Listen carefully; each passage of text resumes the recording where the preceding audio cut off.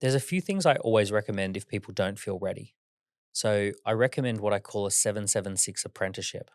So a 776 apprenticeship is that you find a business that does seven figures of revenue, but has six figures of profit, and you get to spend at least 6 months shoulder to shoulder with the founder of that business. So you're having direct report relationship with the founder.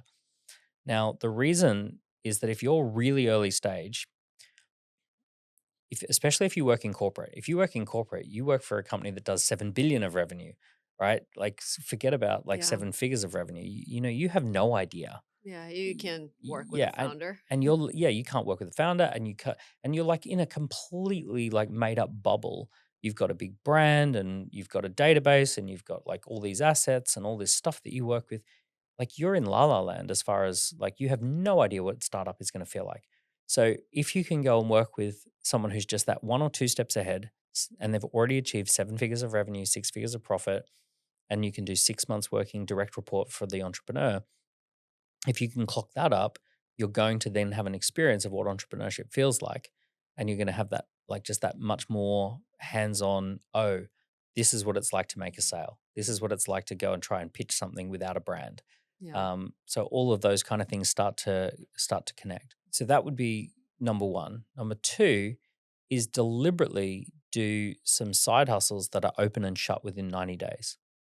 Hmm. So, open and shut side hustles might be I'm going to promote a workshop and it's going to be $300 and there's going to be 30 people there and I'm going to organize it and deliver it and everything's going to go open and shut in 90 days and we're going to I have, love that. yeah. And it's like, Because there's no pressure of continuity. is Like, I have to do this for you. exactly. It's Love just it. a complete Hmm. start finish thing. You might say, all right, I'm going to be a AI consultant to some small businesses, and I'm going to do that for 90 days and see whether I can do that. Yeah. And it's not going to be a business. It's just something it's a project for 90 days. I'm just testing it out to see how that works. Or I might, see if I can sell 100 items of clothing in the next 90 days. But at the commitment is it finishes at 90 days. So you're able to start, have a go, finish all in 90 days. If you make a grand, if you make 2 grand, fantastic. But it's about the learning of going through a value creation cycle. Yeah. And this mental thing, when you start a business, you're like, oh, it's my baby. It's going to define me for the next 10 years. Well, this is like the one night stands. Yeah. But by doing the 90 Yeah. days, you're like, it takes Yeah. this pressure off your This is entrepreneur shoulders. dating. Yeah, exactly. I Yeah. love that. What about personal brand?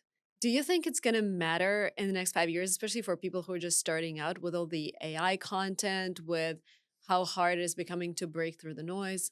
Personal brand is going to matter even more, a lot more, because personal brands get 20 times the cut through as business brands when you're trying to get attention, Mm. but it's going to be nearly impossible to build a personal brand. So, what's going to happen is creators like yourself, you're going to get your hands on these AI tools that allow you to be 5 times, 10 times more prolific. You're going to have 10 times more content out there. You're going to take this podcast and It's it's going going to to be be so many pieces, I within promise you guys. exactly. Within 30 minutes, AI Mhm. will have sliced it and diced it and mixed it and remixed it and edited it. Yep. And it'll all just happen. And then you will be everywhere on all platforms all at once. And because you've put the groundwork in to kind of like do that, it'll be so hard for someone to compete with you because you already have algorithmic acceptance. There are already people out there who will watch your stuff because it's you and they trust you and all of that sort of stuff. Imagine a scenario where there's an airport and there are planes that are on the ground and there are planes that are already up in the air and the fog comes rolling in. And the air traffic control says, if you're already on the ground, it's too foggy, you can't take off. But if you're up in the air, you can keep flying. That's what's going to happen to personal brands. So, new personal brands are going to be harder and harder to get through the fog. Existing personal brands will be already up in the air.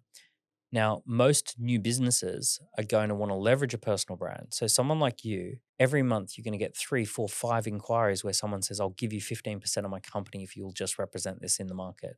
If we can say that you're on the board, if you can make some ads for us, if you can be involved, we'll give you a big chunk of equity just to lend the personal brand because it's too hard for us to build it ourselves. I think there's probably 2 to 3 years where you've still got time to build a personal brand. I think one of the greatest assets anyone can build right now is a dedicated following of 2 to 20,000 people who know who you are. They get you. Doesn't have to be millions, but if there's 2 to 20,000 people out there on your LinkedIn, on your Instagram, on your YouTube channel, whatever it is, they feel like they've met you or know you. They've got a parasocial relationship to you. If you've got 2 to 20,000 people out there who have that parasocial relationship with you, that is going to be one heck of an asset to have. Wow, 2 years. You got 2 years, Yeah. yeah. Are you building your personal brand? Because I've seen you start a Well, I'm YouTube here, channel. aren't I? Yeah, no, but you mostly do podcasts, right? Yeah. That's your strategy. Yeah. So I really believe that while it's important for people to notice you, they need to get to know you.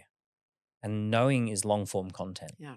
So the reason I do so many podcasts is because if someone has listened to a long form piece of content, then there's that almost that recognition of, oh yeah, I know that person. And it's a new type of asset. And it's this asset where people feel that they know you and you can't put your hands on that asset. But if there's 2 to 20,000 people out there who feel like they know you and they know your story, then that means you've always got some open doors to talk to. When you come up with a new idea, you can put it in front of your people. When you want to put together a team of people, there are people you can talk to about it, and you can get that little bit of traction. So you don't have to be famous. You don't have to be stopped in the street. But if you can just have that extended social network, there's the real network of about 150 people. Then there's the extended network of 2 to 20,000 people on top of that.